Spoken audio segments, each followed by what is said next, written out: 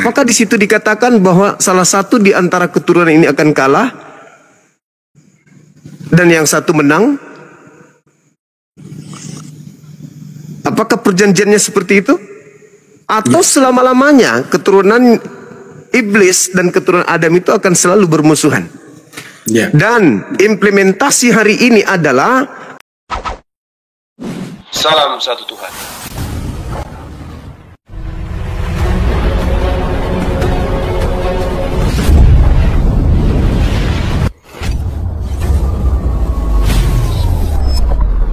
Pengantar ini singkat, para sahabat. Dukung semua ya sahabat-sahabat kita, channel Densa News Muslim. Di like, di subscribe, di share sebanyak mungkin. Untuk supaya mencegah sahabat-sahabat kita di luar sana tidak terpengaruh terhadap pemurtadan. Semoga Allah memberikan selalu sikap istiqamah. Salam satu Tuhan, Allahu Akbar. Janji Tuhan akan membuat keturunannya menjadi banyak. Dia akan menjadi sembahan anak-anaknya dan keturunannya secara turun-temurun. Tidak ada janji Tuhan kepada Abraham bahwa keturunannya ini nanti akan menghapuskan dosa dunia. Yang ada adalah siapa yang memberkati engkau akan aku berkati, siapa yang mengutuk engkau Abraham akan aku kutuk. Iya kan? Ya. Nah, sekarang siapa yang mengutuk keturunan Abraham? Disalib. Dan siapa yang menghindarkan keturunan Abraham dari kutukan itu? Itu, jelas itu. Maka cakupan ini terlalu meluas. Makanya saya angkat tema. Karena Kristen ketika berkata bahwasanya Mesias datang kepada Bani Israel menolak. Oke. Ditolak sebagai apa? Ditolak sebagai inkarnasi Tuhan atau ditolak sebagai manusia juru selamat layaknya Harun, layaknya Daud, layaknya Saul, layaknya Salomo, Hezekia, Musa. Itu dulu. Karena ketika mereka memiliki konsep Mesias itu adalah pahlawan, dia adalah manusia pilihan Tuhan mereka yang datang untuk membebaskan mereka dari tekanan. Nah, sedangkan ketika Yesus nih yang ngomong, hidup kekal diperoleh oleh Bani Israel, di mana cakupan utusannya itu mereka orang Israel bisa dapatkan bila mana mereka menerima Yesus sebagai utusan Elohim. Bukan Elohim yang turun menjadi manusia, mati, nebus dosa Yahudi, apalagi dosa dunia. Itu konsep yang muncul belakangan di luar konsep Mesiasnya Bani Israel. Itu Mesias Kristen tuh. Tapi itu tidak diajarkan oleh Yesus. Mesiasnya Kristen, konsepnya Kristen tidak diajarkan oleh Yesus. Yesus datang menekankan, Yohanes 17 nomor 3. Bani Israel boleh selamat memperoleh hidup kekal bila mana mengenal Tuhan satu-satunya yang mengutusnya dan mengenal dirinya sebagai utusan Tuhan. Selesai. Nah, maka muncul pernyataan lapis daripada tema ini. Bagi Kristen, orang yang menyalib Yesus itu pahlawan atau penjahat. Yahudi nggak nerima upah dari salib, Islam tidak nerima upah dari salib. Yang menerima upah dari salib itu Kristen. Maka Kristen harus punya ruang untuk menjelaskan, oh ini kenapa kami nerima salib itu. Karena salib ini adalah orang-orang yang diberkati Tuhan yang menghadiahkan. Ini adalah upah kerja orang-orang yang diberkati. Sehingga pekerjaannya adalah keselamatan. Apakah demikian adanya? Faktanya tidak kan? Yang menyalib Yesus adalah orang-orang yang kemudian pelaku dosa. Bahkan terlibatnya iblis menyebabkan adanya penyaliban. Lalu, bagaimana dengan Yesus ketika ia ingin disalib? Apakah ia terima? Faktanya tidak. Yohanes 8:37 sampai seterusnya. Orang-orang yang ingin menyalibnya, membunuhnya adalah disebut sebagai anak-anak setan oleh Yesus. Boleh saya bicara, Bang? Iya, silakan. Nah, cara berargumentasi Abang itu banyak miss-nya. Pertama, terjadi namanya logika argumentasinya itu terputus-putus gitu. Saya mulai dari yang terakhir. Kan ada layernya banyak nih. Layernya banyak ya, dari mulai abang jelaskan itu terputus-putus tiba-tiba masuk kepada yang namanya Yesus menolak untuk disalib gitu loh. Ketika di Taman Getsemani, saya sudah ke Taman Getsemani Bang ya. Yesus bilang, ketika dia berdoa di Taman Getsemani, menurut abang, dia menolak atau kemudian dia menerima? Jawabannya, ya nanti abang dalami dalam peristiwa Taman Getsemani, dia bilang, bukan kehendakku yang terjadi, tetapi kehendakmu yang terjadi. Bahkan peluhnya itu sampai keluar darah, sampai menetes darah. Bukan kehendakku yang terjadi, tetapi kehendakmu. Berbicara tentang sebuah penyerahan Bang. Itu tertulis di mana Bang, kau boleh tahu? Saya ambil Alkitab saya dulu.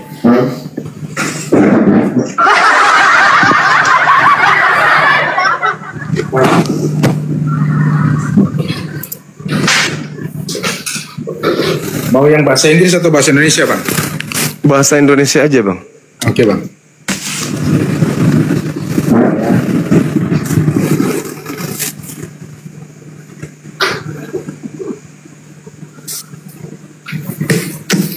Saya menggunakan Alkitab ini Bang ya, supaya valid. Ya, silakan. Jangan sampai abang pikir saya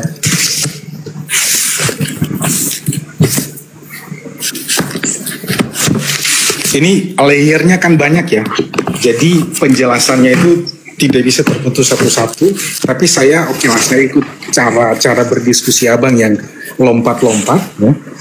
Tapi saya mencoba mengikuti ritme ini dengan pelan-pelan menunjukkannya.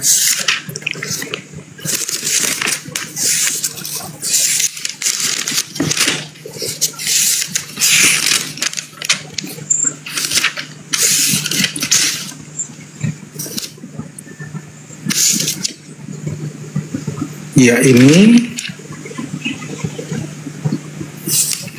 Yesus di hadapan mahkamah dia di Taman Getsemani itu di dalam Matius 26 Bang ya. Matius 26 ayat 36 sampai 46.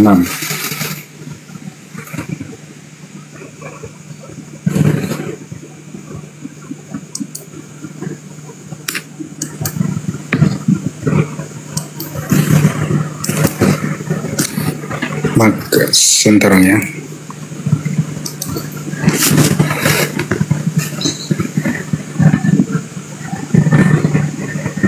ayat 39 Bang.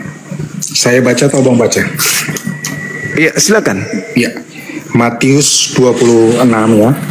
Ayat 39 ya. Maka ia maju sedikit ya.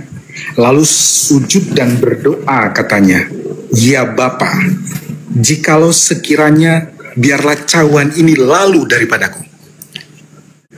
Jikalau sekiranya penderitaan ini lalu daripadaku, kan kira-kira bahasa sehari-harinya begitu. Tetapi janganlah seperti yang ku kehendaki, melainkan seperti yang engkau kehendaki. Ada sebuah penyerahan diri total Yesus, sehingga dikatakan bahwa Yesus nggak mau mati. Siapa bilang? Argumen abang salah dari sini. Pertama, kita mundur lagi ke pertanyaan abang ke berikutnya lagi. Pertanyaan abang yang sebelum pertanyaan ini lagi. Apa tadi? Saya nggak catat. Tadi bilang bahwa janji mesianik mungkin sudah berapa? Janji mesianiknya orang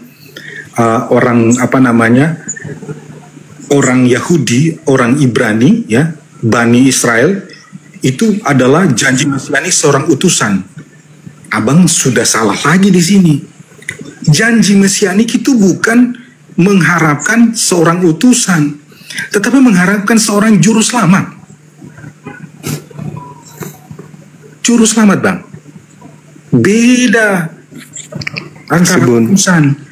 Yesus itu ya bukan saja seorang nabi, tetapi dia Allah yang menjadi manusia. Nah, itu dalilnya di mana itu, Bang? Anda dapatkan Allah jadi manusia itu? Arche and hologos proston theos.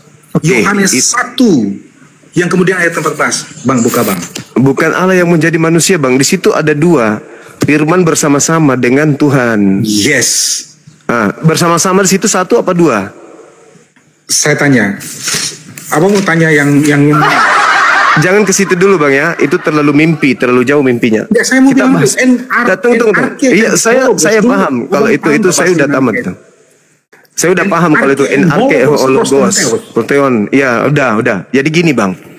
Ketika Anda membaca Matius 26 nomor 39, Yesus menyerahkan kehendak Bapa kan, kepada kehendak Bapa kan? Iya. Nah, sekarang saya tanya. Bapak menginginkan keselamatan kepada Yesus atau menginginkan kematian kepada Yesus? Justru nubuat, kita paham nubuatan kembali ke perjanjian lama. Di mana nubuatannya Bapak ingin membunuh orang benar demi menyelamatkan orang para pendosa? Jangankan itu, Bang. Ya, silakan. Kan bahasa itu. Jangan terlalu jauh. Itu dulu nubuatannya dulu. Karena saya Yesus garis bawahi. Kita diskusi, berarti pernyataan Abang di sini ya. Saya underline itu. Berarti di mana Allah menginginkan ya? Di mana Allah menginginkan apa tadi? Orang benar mati demi untuk pelaku dosa. Demi untuk pelaku dosa ya? Iya. Ya. Di mana gitu kan istilahnya? Di mana tertulis itu? Apakah Allah itu seperti itu gitu loh? Iya. Anda kan yang menuduh nih bahwa Tuhan menginginkan pembunuhan terhadap orang benar demi menyelamatkan orang-orang pelaku dosa. Nah, itu tertulis di mana? Makanya. Karena yang harus berlaku, Bang, kehendak Bapak. Betul. Nah, sekarang di mana kehendak Bapaknya ingin menyelamatkan pelaku dosa dengan mengorbankan orang benar, itu di mana tertulis? Banyak, Bang. Oke, silakan satu aja dulu. Banyak. Satu aja. Banyak ya. Saya silakan. Ya. Silakan. Kelahiran Yesus. Ya. Saya cerita kelahiran Yesus, mungkin Abang lupa. Walaupun Bapaknya yang berkehendak, Bang, bukan Matius. Bukan Matius, bukan malaikat, Bapak. Ya, kan Yesus mengatakan, biarkanlah cawan ini berlalu daripadaku, tapi bukan atas kehendakmu, tapi atas kehendak. Kalau berbicara mengenai kehendak Bapak itu tertulis di perjanjian lama. Jangan bawa Matius. Loh. Halo? Allah itu berdaulat ya.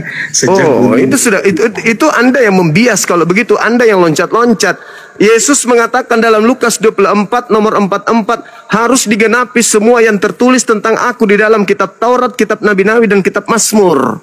Oke. Nah, tidak ada Matius, tidak ada kitab Paulus di situ. Oke. Berapa tadi Lukas berapa, Bang? Biar saya baca lagi. Lukas 24 nomor 44. Tadi Abang katanya sudah belajar Alkitab 17 tahun, saya angkat topi. 18 tahun Abangku. 18 tahun saya angkat topi juga untuk Abang baca Alkitab. Sayangnya Abang lompat-lompat, mungkin lupa, saya maklumi. Karena kalau saya tidak lompat-lompat, berarti saya harus baca kitab Kejadian sampai Wahyu. 2 kitab agama ini harus kubaca berarti. Yes, pemahaman secara menyeluruh, Bang. Kalau ini sudah menyeluruh, makanya ketika Anda angkat narasi, ketika saudara saya ini angkat narasi, saya langsung tembak dalilnya di sini. Anda baru mencari, kan gitu, Abang. Cara diskusi Anda menggunakan dalil-dalil tanpa pengetahuan, tanpa konsep itu salah, Bang. Sekarang benar nggak kalau saya berkata bahwa Yesus sendiri yang mengatakan harus digenapi tentang Dia yang tertulis dalam kitab Taurat? Benar nggak? Betul. Nah, itu berarti nggak salah aku kan? Betul. Sekarang Anda carikan saya di Tauratnya Nabi Musa yang Anda imani, Tuhan menginginkan menyelamatkan para pelaku dosa dengan mengorbankan orang benar, itu tertulis di mana? Kita selesaikan satu-satu dulu, Bang. Ya, itu aja dulu satu. Oke, di mana ya? Saya catat ya. Silakan.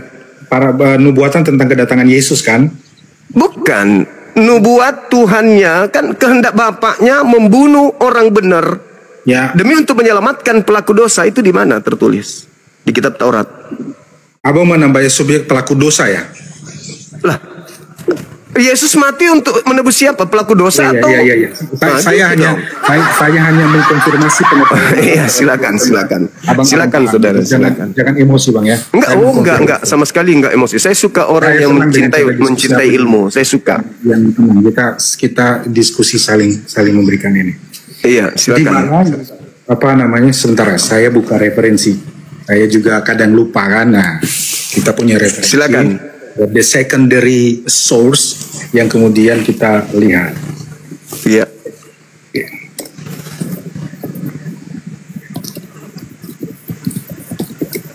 Bentar bang ya. Malam-malam gini asik nih. Jangan lupa ngopi dulu bang ya. Iya, makasih. Nggak usah tegang-tegang. Enggak, saya berharap ada dari pihak Kristen yang mampu kemudian untuk keluar dari masalah ini. Silakan. Saya sepakat bang. Kalau sebelum-sebelumnya mungkin mereka orang Kristen yang taat, tapi mungkin belum punya pemahaman yang ya bukan ini. Kita mungkin sedikit membaca saja. Ya. Coba kita lihat Mazmur 22 Yesaya 53 bang. Mazmur 22 yang teriak siang malam. Mazmur 22 ayat 16.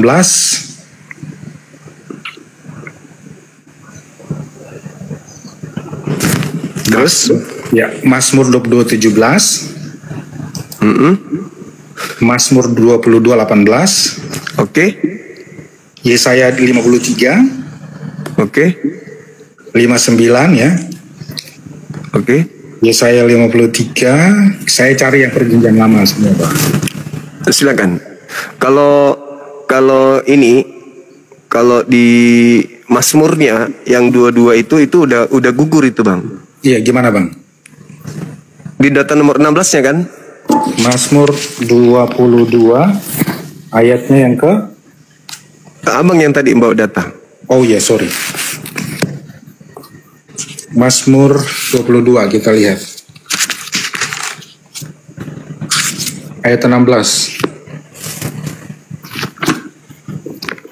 Kita lihat satu-satu bang ya. Silakan. Saya itu sebenarnya mau tidur, cuman lihat abang yang bersemangat, saya bersemangat bang.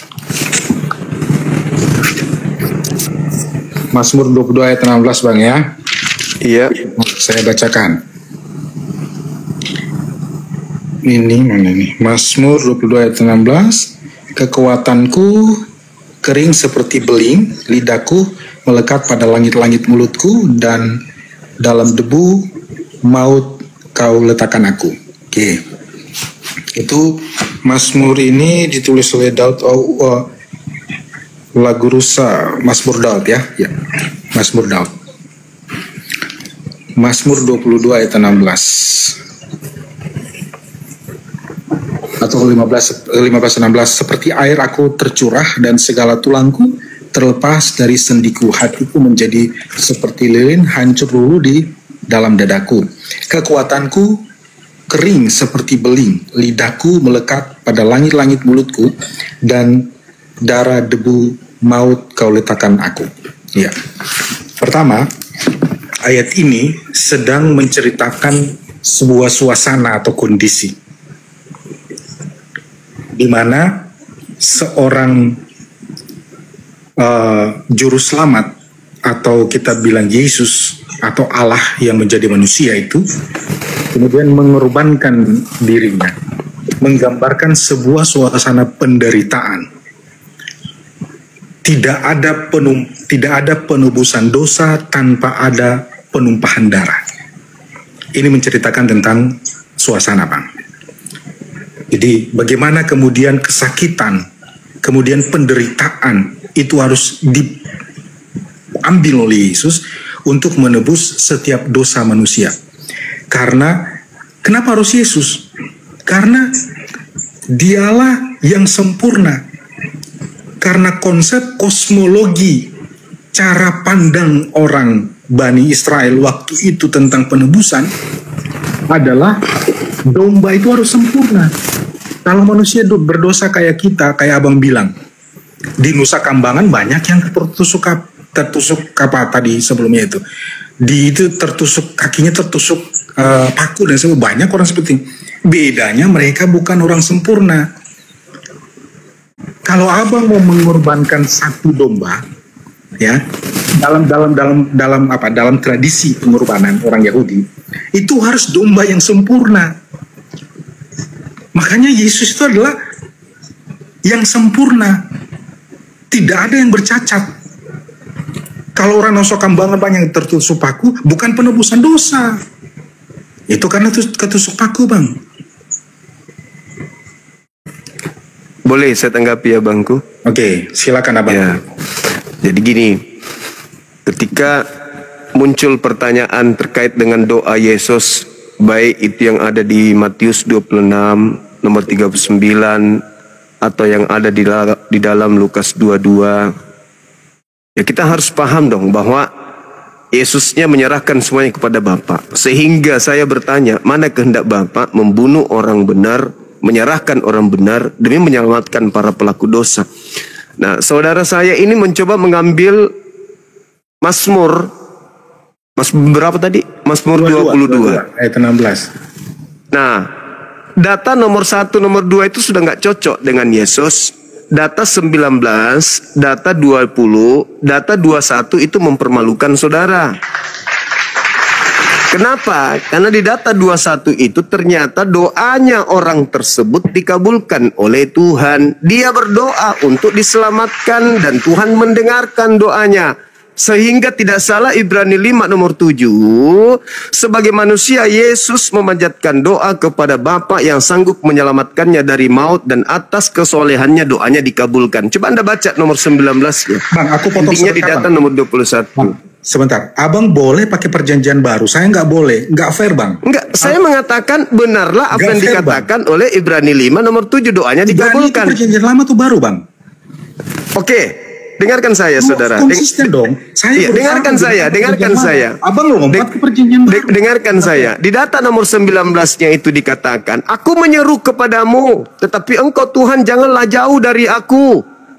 Jangan jauh dari aku, segera menolong aku. Lepaskanlah aku dari pedang, lepaskanlah aku dari, dan seterusnya. Nomor 21-nya jelas dikatakan bahwa selamatkanlah aku dari mulut singa dan tanduk banteng. Engkau telah menjawab aku. Gugur. Ya, sebentar. Sebentar. Gugur, Bang. Pemahaman abang tidak prematur kayak gitu. Tidak langsung. Enggak, saya tanya. Pengakuan oknum ini dijawab enggak oleh Tuhan katanya? Sebentar, saya cerita tentang bagaimana Daud dia menulis sebuah sastra. Ini harus iya, hermeneutika lagi nih muncul ini. Tentu dong, kita nggak bisa lepas. Terus kenapa harus kita melakukan suatu eksegesis terhadap sesuatu yang sudah jelas? Dan engkau mendengarkan doaku, engkau mendengarkan permintaanku. Kenapa mesti? It is. Itulah kemudian pentingnya belajar hermeneutik. Supaya bisa kita belokkan makna yang sesungguhnya gitu. Enggak, hermeneutik itu justru memperjelas makna, bukan membelokkan makna, Bang. Nah, sekarang ketika doanya dikabulkan, it is makanya. Abang jangan prematur kemudian lalu bilang, "Oh, di sini langsung final doanya dijawab." Terus gimana ceritanya? Gimana ceritanya? Coba Anda tafsirkan. Coba kitab Ibrani. Kenapa? Buka kitab tafsir Ibrani. Jangan ke situ, kan tadi kita dilarang. Loh. Bukan Ibrani, maksudnya apa namanya? Kitab perjanjian lama, tapi tafsir bahasa Ibrani. Ya. Silakan. Nah, gitu. Itu enak cara pendekatan hermeneutika yang kemudian silakan. Bukan langsung mengambil ini, Bang ya. Bentar, saya cari Alkitab Ibrani saya, Bang ya. Boleh. Bentar.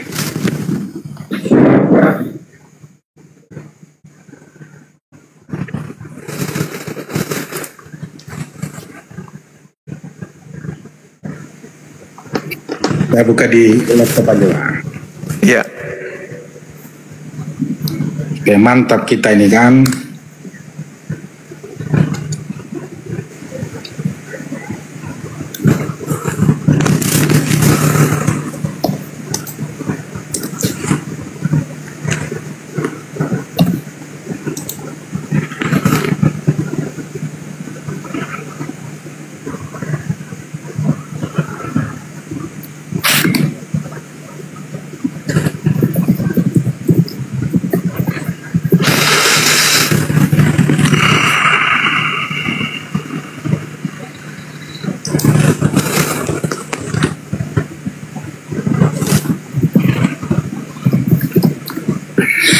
Oke, Bang ya.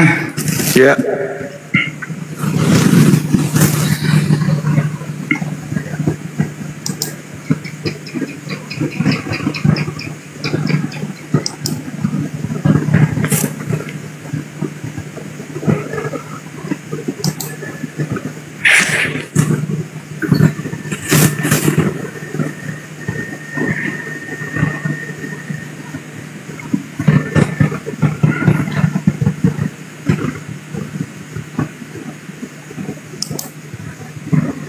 ayat tadi berapa? 20 21.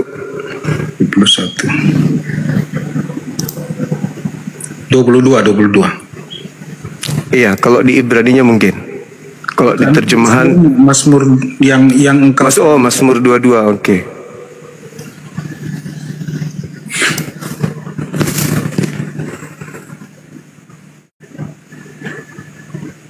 Bentar Bang ya.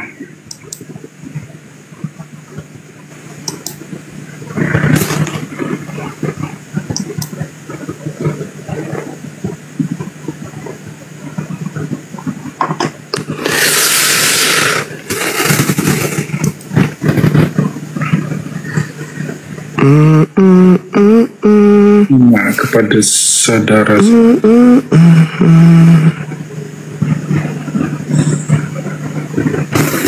Ayo Bang, silakan Bang. Ya.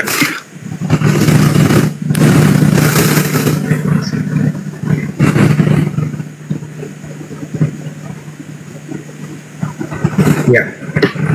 Nah,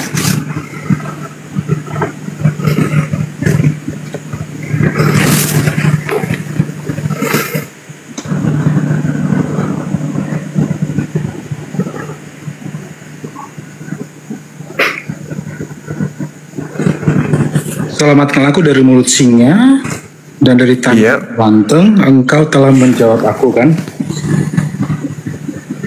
Apa katanya? Ani. Ntar Bang, aku belum dapat ininya.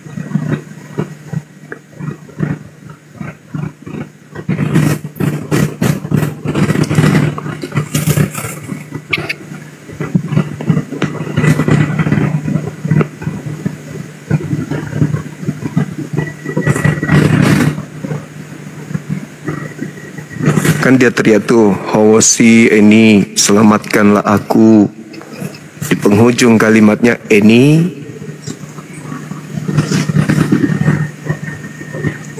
Ini menserukan penderitaan kecil. Ani. Saya kata Mas.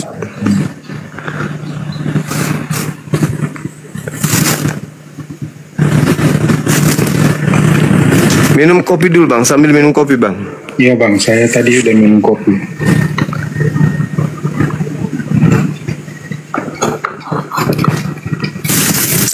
Alhamdulillah.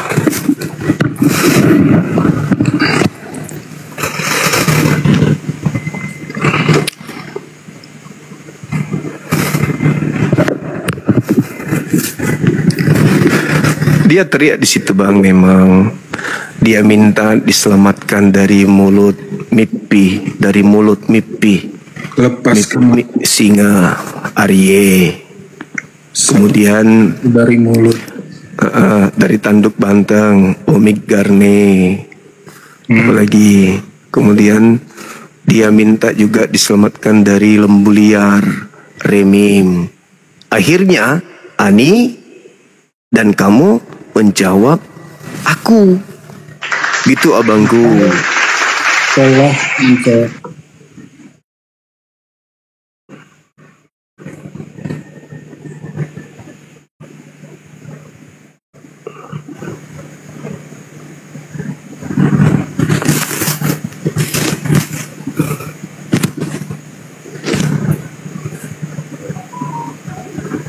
Ani Ibran halal enggak teruangnya.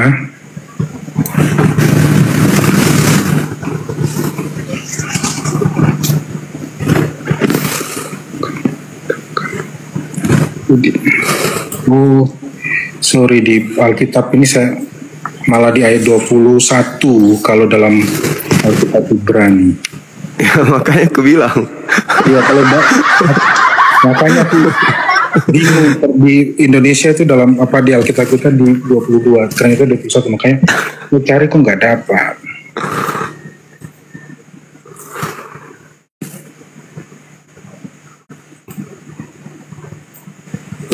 Teman-teman di YouTube, terima kasih banyak dukungannya, Masya Allah. Ya Anita nih ya, Ya, Hoseni ya, ya kan, Mimpi Arye. Ya.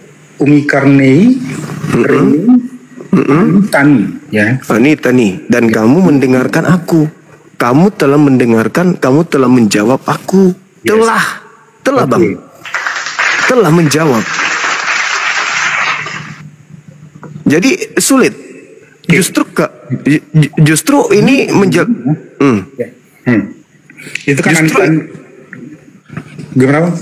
Justru ini menjelaskan kalau Yesus dipaksakan duduk di Mazmur 22, berarti Yesus itu diselamatkan, abangku.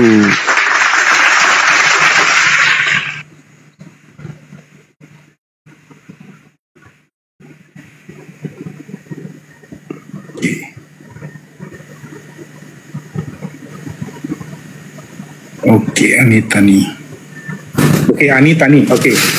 Ya, mari Bang, kita melakukan pendekatan hermeneutik Anitaninya. Ya, silakan. Nah, jadi pemazmur, ya kan? Pemazmur sedang menceritakan sebuah kondisi bagaimana Yesus itu menderita, ya kan? Sampai sini Abang sepakat ya? Iya.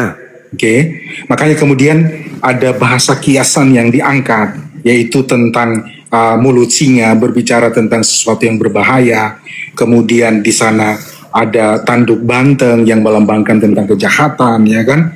Dan berbagai macam hal yang di atas. Lalu dikatakan engkau telah menjawab aku.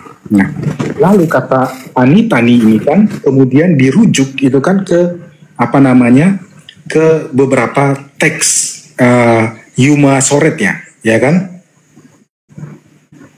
Nah, kita refer ke teks Yuma Soretnya, Bang ya. Sampai sini Bang bisa sepakat nggak Bang? Ya, silakan Anda berselancar kemana aja pergi. Ya. Sampai di sini kan? Iya. Mazmur, bentar Bang. Ini kita recall kembali kan?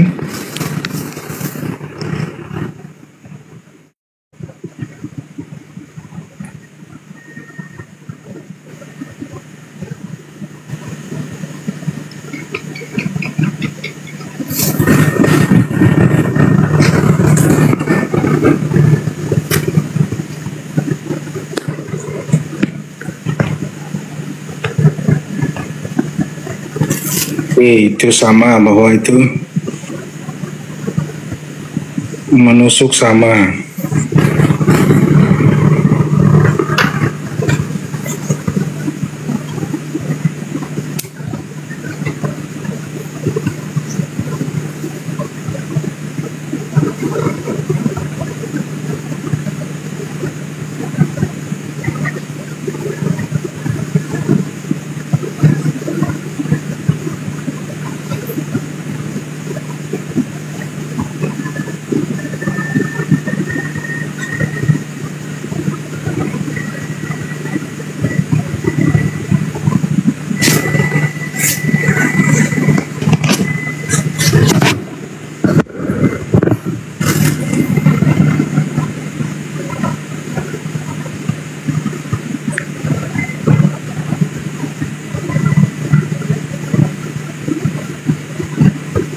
Tiga 21, 22, oke.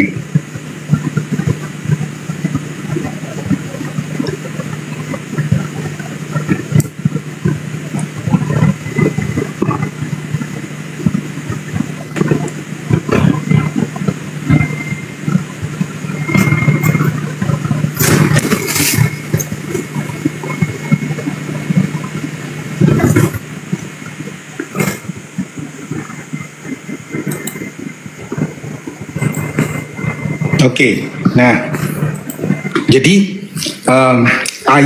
ayat Mazmur 22 ini kan menggambarkan tentang yang namanya proses penyiksaan Yesus persis seperti yang terjadi. Kalau kita ke yang namanya Yuma Soret kan, sampai sini kan Abang paham. Hanya Abang mempermasalahkan di ayat yang engkau telah menjawab aku. Nah, penjelasan mengenai singa itu merupakan teks yang kemudian diambil untuk bisa dilihat dalam pemahaman orang Ibrani itu seperti dia dipaku seperti itu kan. Nah kemudian sampai pada engkau telah menyelamatkan aku. 22:16a, tusuk tangan, kemudian namun demikian.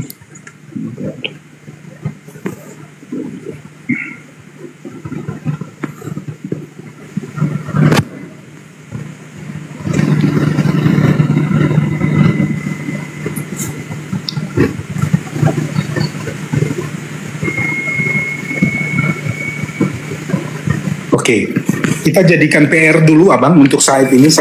Nanti saya akan cari. Engkau telah menjawab aku ya dalam Inatani tadi. Nanti saya akan lihat beberapa pendekatan tafsir yang lain karena di sini dia tidak menjelaskan di good questions ini tidak menjelaskan tentang itu lebih terperinci, tapi dia menjelaskan tentang kiasan-kiasan yang digunakan dalam Yuma Sore tadi. Saya ini jadikan ini sebagai PR saya. Nanti saya akan jawab. Nanti kalau naik lagi saya ini. Baik Bang, baik. Mungkin kita berikan masih ada teman-teman kita di bawah yang ingin bergabung ya Bang ya. Makasih ya Bang ya. Thank you Bang. Terima kasih saudaraku Buku Indonesia. Terima kasih saudaraku. Ya sama-sama. Anda luar biasa, Masya Allah. Nah inilah teman-teman ya. Kita memang harus saling menghargai dalam berdiskusi. Meskipun kemudian ya memang terkadang ada sesuatu yang tidak mengenakan di dalam kita bernarasi, paling tidak kita ingin belajar kan gitu ya, kita hargai. Makanya kalau teman-teman itu berilmu, punya kompetensi, sudah pernah datang ke Yerusalem berhadapan dengan Bang Zuma, sebisa mungkin saya akan menghadapi saudara. Anda mau berselancar kemana saja, kita ikut. Yang penting Anda mengikuti aturan mainnya kita, bahwa jangan menghujat, jangan menista, ya jangan mencaci maki. Karena kalau mencaci maki ya itu yang Anda akan dapatkan kan gitu. Iya, siapa yang menebus dosa umat Islam semua? Buka kamera saudara, buka kamera. Yahudi dan Kristen. Buka kamera, buka kamera. Saya lagi tidur-tiduran ini. Oh, bagaimana mau berdiskusi kalau gitu? Iya, jawab dulu. Siapa yang mau? Jangan merusak suasana. Orang yang berilmu aja menghargai komal kita ini. Assalamualaikum Bang Andi. Waalaikumsalam warahmatullahi wabarakatuh. Wah, ambil alih dulu Bang Andi. Wah, ini Buku Indonesia balik lagi nih Abang. Wah, saya disampaikan Bang. Terima kasih saudara-saudaraku di forum ini. Saya berterima kasih karena berdialog dengan Bang Zuma yang luar biasa ini. Saya Bang. Ya, saya buka kembali kan bacaan-bacaan saya kan, jadi saya dikasih kesempatan kita lanjut Bang ya. Kalau boleh kan? Sekarang kalau boleh fokus lah, jangan terlalu melebar kemana-mana gitu. Oke, siap Bang Andi, Ya. Jadi betul ya. Jadi Bang Zuma gimana? Saya izin jelaskan dulu tadi. Boleh, silakan. Jadi Bang Handi, Bang Zuma dan teman-teman semua yang saksikan ini, tadi saya mengawali yang namanya juga kita itu mencari ya. Jadi there is nothing paripurna kan, tidak ada yang sempurna. Nah, ayat 22 dalam kitab bahasa Indonesia, tetapi dalam kitab Ibraninya itu dia jatuhnya di ayat 21. Selamatkanlah aku dan mulut singa dan dari tanduk banteng. Itu kan kalau ke Yuma Soretnya itu menggambarkan tentang persis seperti penderitaan Yesus di kayu salib. Tetapi kata engkau telah menjawab aku, lalu kemudian dalam pendekatan termasuk dalam pendekatan Yuma Soret mengatakan bahwa dari seluruh kejadian-kejadian itu adalah tidak pada yang namanya penderitaan selama-lamanya. Tetapi engkau telah menyelamatkan aku sedang berbicara tentang kematian dan kebangkitan. Kebangkitan merujuk kepada kemenangan atas dosa, ya, kemenangan atas yang namanya kuasa si jahat kemudian dikalahkan oleh yang namanya penderitaan tadi. Jadi ternyata bahwa saya baru tahu bahwa dalam pendekatan tafsir ini maka tidak bisa dilihat serta-merta bahwa penderitaan yang diungkapkan di atas itu diselamatkan, tidak. Diluputkan, tidak. Karena apa? Ayat ini kemudian dipakai juga dalam perjanjian baru, beberapa refer ke perjanjian baru. Tapi karena kita main aturannya Bang Zuma untuk tetap di stick di perjanjian lama, maka kita tetap di perjanjian lama. Jadi ada satu frase di mana itu tidak merujuk kepada pengakhiran daripada penderitaan, tetapi frase yang menunjukkan bahwa sebuah tulisan sastra yang ingin menunjukkan bahwa penderitaan itu ada, tetapi kemudian dia merujuk kepada kemenangan. Jadi bukan berarti ayat 21 dalam kitab Ibrani kemudian 22 dalam kitab bahasa Indonesia ini itu sedang merujuk kepada ternyata luput tuh penderitaan. No, cara bacanya tidak seperti itu. Cara bacanya adalah bahwa dia telah melewati itu, pada akhirnya dia diluputkan, atau dia diselamatkan, diluputkan. Pada akhirnya dia telah diselamatkan. Kira-kira begitu Bang Suma. Iya, itu tafsir kan Bang? Betul, tafsir. Ya, baik. Nah, kalau kita mentafsirkan di Mazmur yang sedang abangku baca ini, satu hal yang kemudian kita harus pahami bahwa data selanjutnya kan di data 22 itu setelah oknum tersebut doanya dikabulkan, beliau masih mengajar, melancarkan kemudian pengajarannya kepada umatnya, kepada kaumnya, kepada saudara-saudaranya. Sedangkan kalau kita melihat di data nomor 1, nomor 2, oknum ini kemudian teriak pada malam hari, pada siang hari. Dalam kejadian, ini tanpa tafsir, dalam kejadian yang terjadi pada saat penyaliban, Yesus teriak itu hanya siang hari. Malamnya tidak ada teriakan. Sedangkan ketika Anda berbicara dengan kitab ini, saudara berbicara tentang bahwa ini adalah tafsiran untuk Yesus, di situ diterangkan jelas sekali bahwa aku berteriak pada siang hari, tapi kau tidak menjawabku, dan aku berteriak di malam hari pun engkau tidak mendengarku. Itu yang pertama. Satu-satu Bang, biar runut gitu. Satu, habis itu Abang nanya lagi supaya jangan sampai saya lupa juga kan? Enggak. Ini hanya bantahan saya terhadap tafsiran saudara tadi, kan gitu. Kan kita enggak menemukan Yesus pada malam hari itu masih di tiang salib. Begitu sebelum Sabat, Yusuf Arimatea, Nikodemus dan juga Maria datang minta ke Pilatus lewat belakang, turunkan mayat daripada Yesus. Akhirnya mereka ambil dan dimakamkan kemudian di pemakaman Yusuf Arimatea. Nah, terkait dengan asal kita lari ke situ, kita berbicara mengenai kehendak Bapa kan? Iya.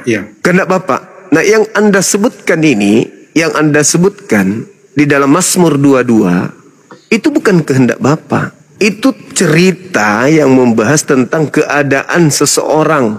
Itu bukan kehendak Bapa.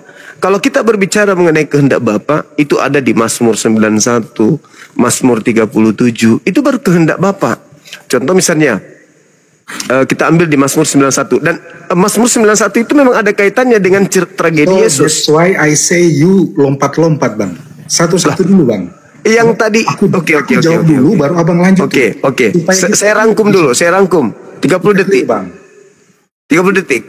Menurut saudara, cerminan yang muncul di dalam Mazmur 22 itu secara keseluruhan, itu cerminan kehendak Bapa kah? Atau itu curhatan seorang yang membacakan sebuah kidung atau biduan yang sedang kemudian memimpin suatu biduan, suatu cerita, suatu keadaan, mereka berharap memohon kepada Tuhan. Atau itu kehendak Bapa? Karena yang kita tahu di Mazmur 22 itu bukan kehendak Bapa. Itu keinginan seseorang mengharapkan keselamatan kepada Tuhan. Bukan Tuhan yang punya kehendak di situ. Sedangkan Yesus mengatakan, kehendakmu lah yang terjadi, bukan kehendakku. Berarti Bapa yang punya kehendak, bukan kehendak orang yang sedang memimpin biduan agar orang-orang meratap kepada Tuhan. Itu Bang. Kalau saudara samping sana, silakan. Oke, thank you Bang. Kita kembali kepada jawaban apakah kehendak Tuhan? Dan saya jawab yes, kehendak Tuhan ya. Kenapa ini kemudian ini menjadi kehendak Tuhan? Kalau kita baca secara sepintas dengan bahasa yang tidak menggunakan pendekatan the second source ya dari Yuma Soret dan sebagainya itu, maka kita nggak tahu sama sekali bahwa ini apa kehendak Tuhan atau tidak gitu.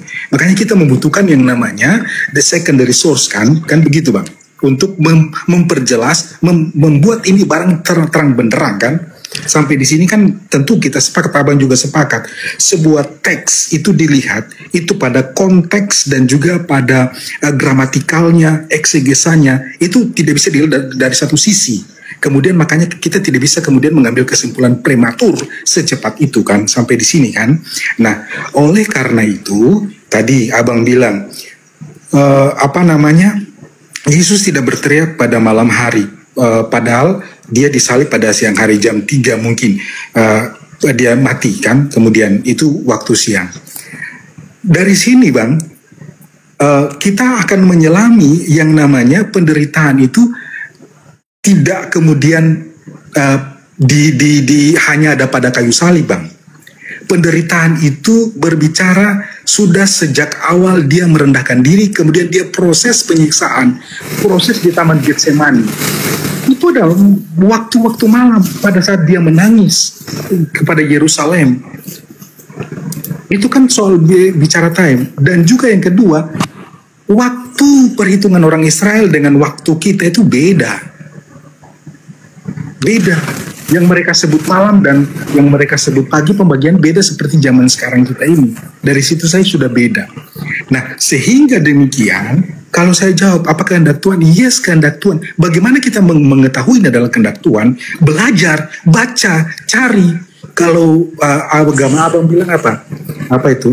Baca bahasa Arab apa itu ya? Ikra. Kalau kamu nggak baca, kamu nggak cari, kamu nggak ikro, ya nggak tahu. Kamu ngambil kesimpulan prematur, ya bodoh terus. Berdiskusi muter di situ. Karena kamu nggak ikro, kamu nggak baca, kamu nggak telusuri gitu. Itu Bang. Jadi tidak sesederhana itu. Yesus berarti puncak daripada kematian disalib. Tetapi penderitaan itu adalah sebuah proses yang berjalan. Pada waktu saya contohkan di Taman Getsemani itu bukan siang Bang, bukan jam 3. Itu dia berdoa malam. Nah, begitu. Jadi gini loh. Dalam saya ini diskusi Bang. Saya mohon maaf kalau saya agak sedikit suara ini karena agak sedikit semangat gitu, sehingga that idea that I have itu bisa terdeliver dengan baik. Jadi saya mengikuti perdebatan di room ini karena mereka tidak baca, mereka baca buku yang enggak, baca Alkitab yang enggak, mereka telusuri. Saya akuin abang baca, sehingga tadi saya dapat PR karena abang baca. Tapi saya mau bilang baca tidak sampai di situ, tetapi let's we extend this.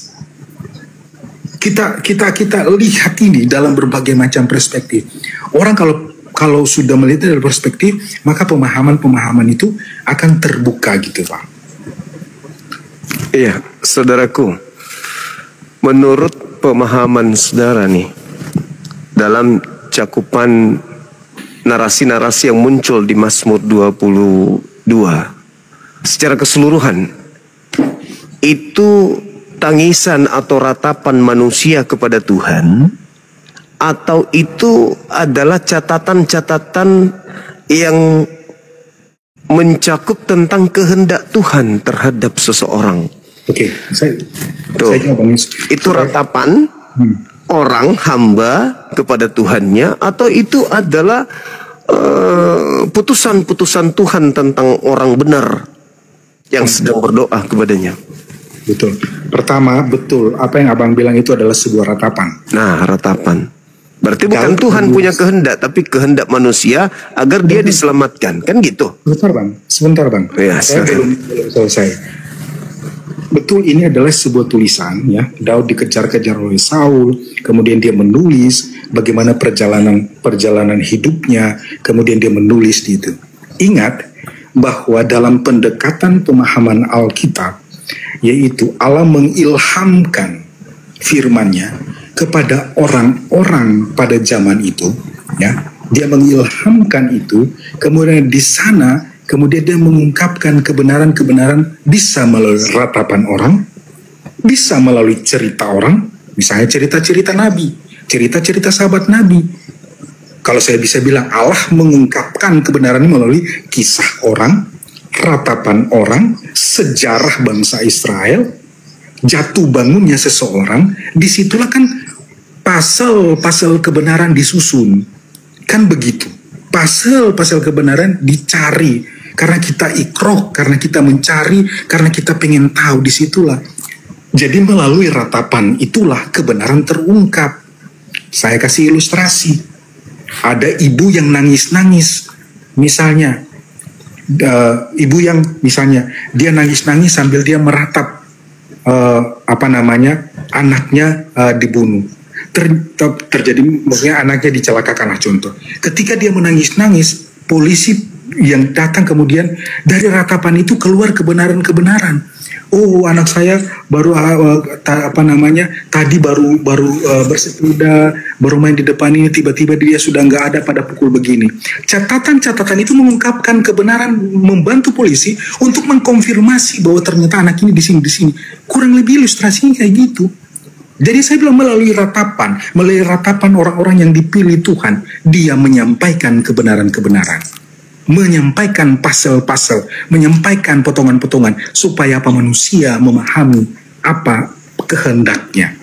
Jadi abang jangan berharap bahwa Tuhan itu datang dengan suara guntur yang besar kemudian dia berbicara, hai manusia, engkau harus bertobat. Tidak seperti itu. Justru Tuhan memakai sejarah manusia, Tuhan memakai cerita manusia, Tuhan memakai ratapan manusia untuk menyatakan kehendaknya.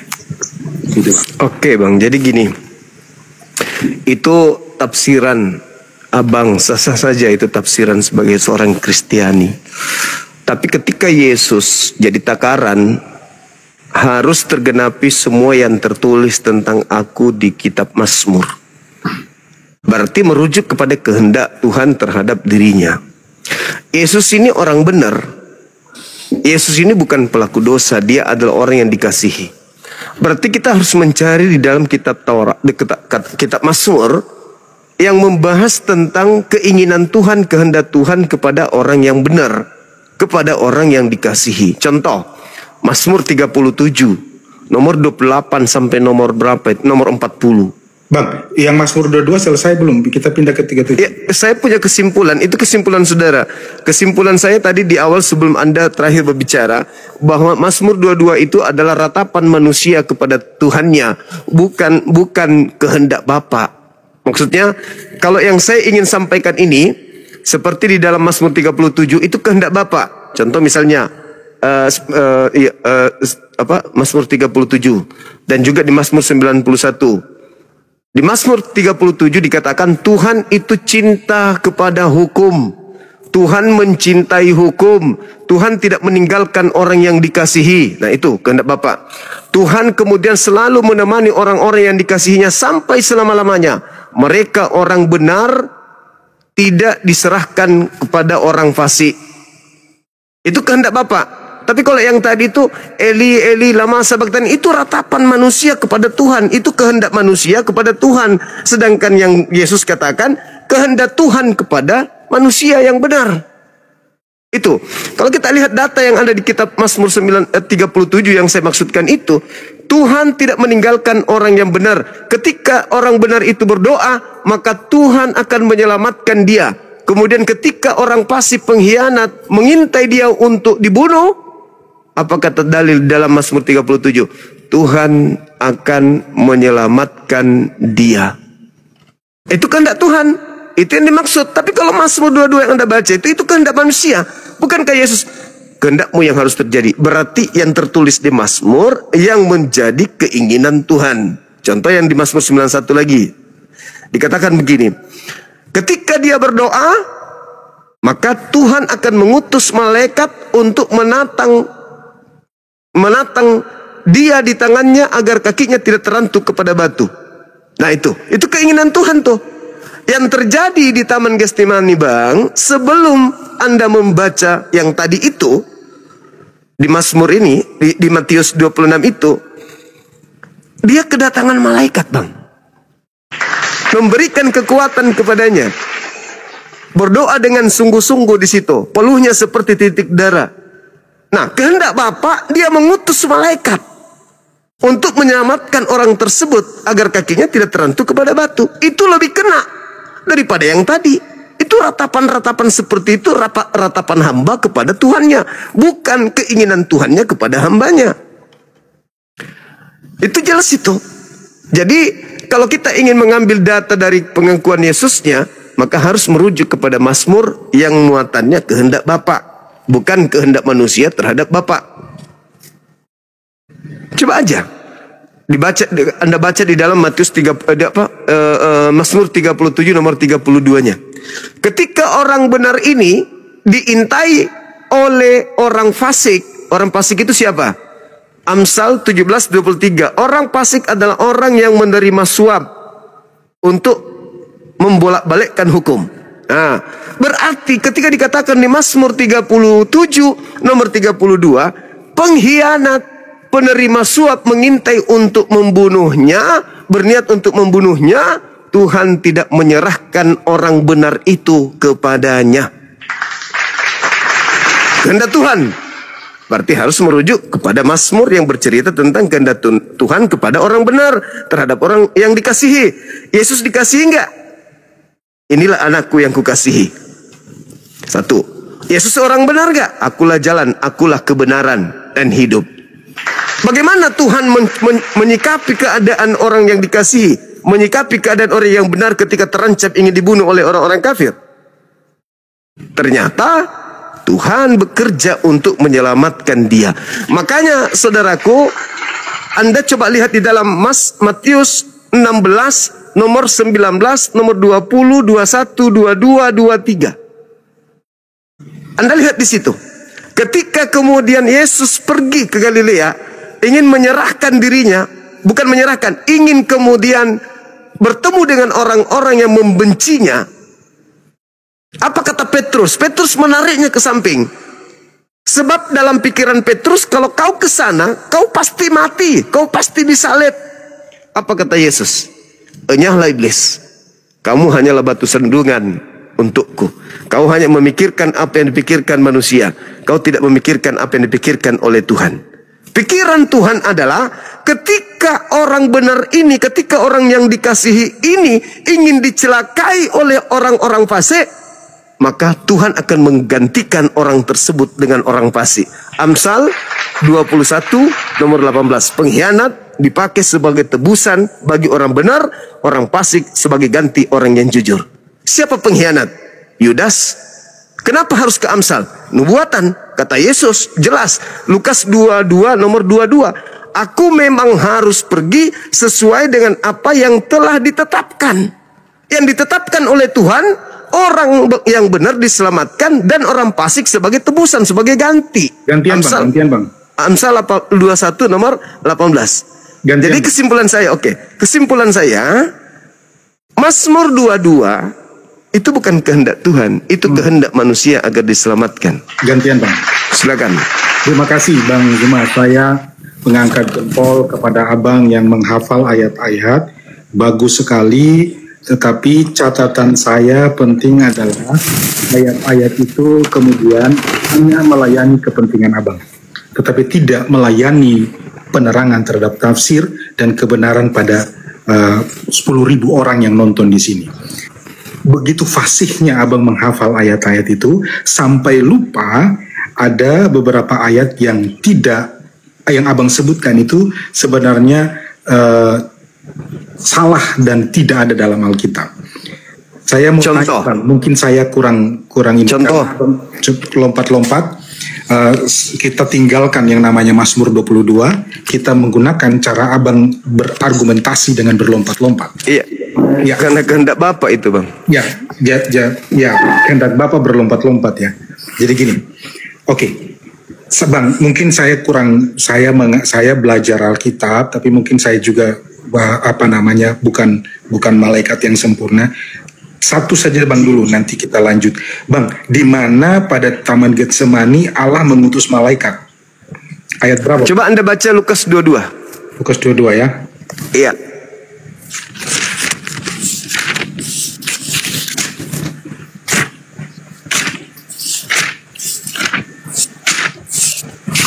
Ayat berapa? Datanya itu nomor berapa ya? 3946 ya. Bukan.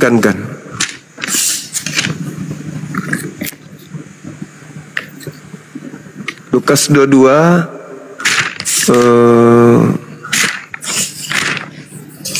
43 insyaallah. Lukas 22 43, iya betul. Lukas 22 ayatnya yang ke 43. Anda tadi mengatakan tidak ada. Insya Allah ada. Saya ngomong pasti ada data. Mungkin saya lalot untuk mengingatkan terlalu banyak hal yang saya pikirkan. Silakan. Ada nggak, Bang? Oh ya, ada. Nah, seorang malaikat maka seorang malaikat menampakkan diri kepadanya untuk memberikan kekuatan. Oke. Dari sini saya masuk dari sini Bang ya. Ketika Abang mengatakan malaikat datang dan menguatkan, lalu kemudian Abang mengambil kesimpulan kehendak Bapa ingin menyelamatkan dia dengan mengutus malaikat. Tidak semua di dalam Alkitab Allah mengutus malaikat untuk menyelamatkan. Allah juga mengutus malaikat kepada Firaun dan membunuh dia, bukan menyelamatkan dia. Jadi sangat prematur, Bang. Oke, Aman. saya bertanggungjawabkan boleh? Iya, sabar Abang, tadi banyak sekali saya diam. Silakan. Tidak semua ya malaikat datang ya, yang kita sebut teofani ya. Teofani itu penampakan Allah dalam bentuk manusia yang kita sebut malaikat gitu ya. Tidak semua datang memberikan kekuatan, berarti meluputkan dia daripada cobaan itu, daripada masalah itu. Malaikat datang memberikan kekuatan untuk memampukan dia menjalani misi ini. Bisa kayak gitu. Dan itu bersesuaian dengan yang namanya tafsir-tafsir atau pendekatan-pendekatan atau bacaan-bacaan ayat-ayat yang lain. Lalu Abang bilang ketika Petrus, ini sampai di sini ya. Jadi kesimpulan itu tidak hanya berdiri sendiri bahwa malaikat datang memberikan kekuatan berarti kehendak Tuhan Yesus tidak mati. Oh no, tidak seperti itu. Kedua, Petrus menghalangi Yesus. Oh, sekali-kali engkau tidak akan pernah. Saya yang paling depan, kira-kira bahasa sehari-hari. Hai iblis, engkau yang ingin menggagalkan rencana Tuhan. Apa? Rencana Tuhan apa? Yesus harus mati di kayu salib. Bukan. Enggak begitu, Bang. Itu baru keliru. Itu enggak begitu. Logikanya kebalik. Berkata begitu. Abang, sebentar Bang. Saya dari tadi tahan Bang. Enggak, masalahnya salah Anda membaca dalil. Enggak begitu dalilnya. Nah, Abang, Petrus bilang, aku yang akan paling depan. Hai Petrus, nyala iblis dalam pikiran. Enggak ada kayak gitu, Apa artinya Bang? Apa artinya bahwa Yesus, Petrus kan sebagai manusia ingin menyelamatkan Yesus. Jangan sekali-kali. Karena Petrus berpikir Yesus akan dibunuh. Nah, itu pemikiran iblis. Nah, itu pemikiran iblis. Pemikiran yang tidak percaya kepada kuasa Tuhan. Saya dulu Bang. Ya, Abang tadi panjang sekali.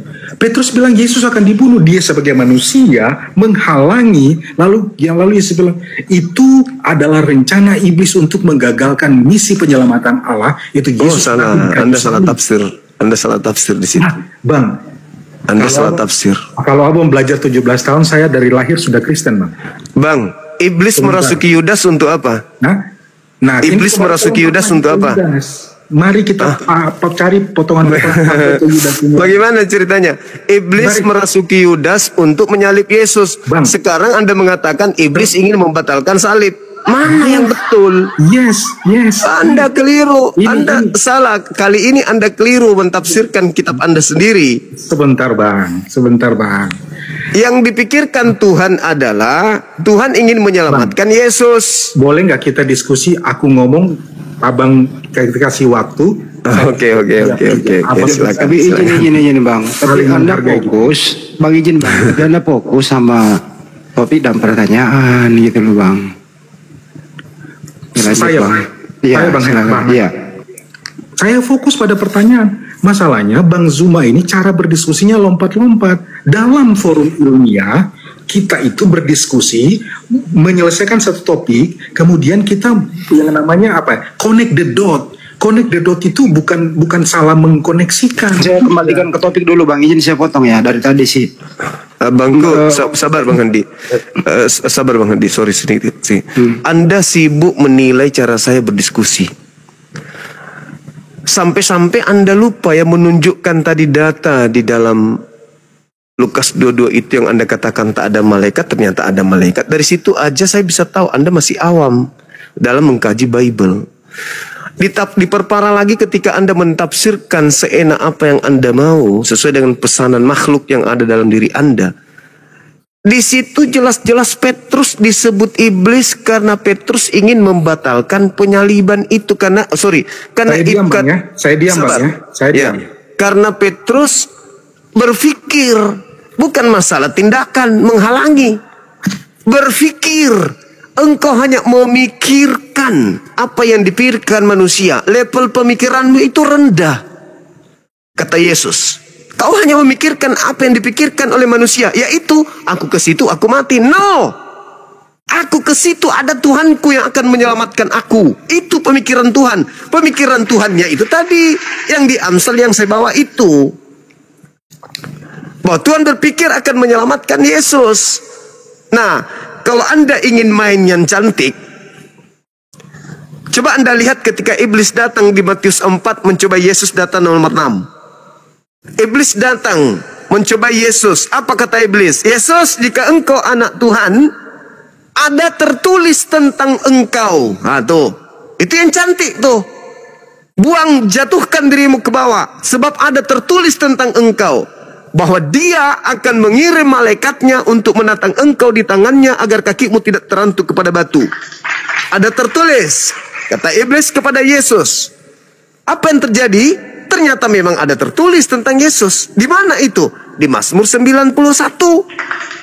Malaikat akan datang menatang Yesus di tangannya agar kakinya Yesus itu tidak terantuk kepada batu, tidak celaka. Makanya Mazmur 91, kalau Anda dalami itu, untuk Yesus mulai dari nomor 1 sampai nomor 16 selesai. Bukan Yesus yang disalib. Karena ternyata Tuhan sangat apik penjagaannya terhadap Yesus. Hanya iblis yang menginginkan kematian kepada Yesus. Mohon maaf, ini bahasa guyon, tapi coba Anda renungkan. Hanya iblis yang menginginkan kematian kepada Yesus bersama dengan orang-orang Kristen yang mau Yesus itu disalib. Tuhan tidak mau Yesus disalib. Umat Islam tidak mau Yesus disalib. Hanya iblis dan orang Kristen yang mau Yesus disalib.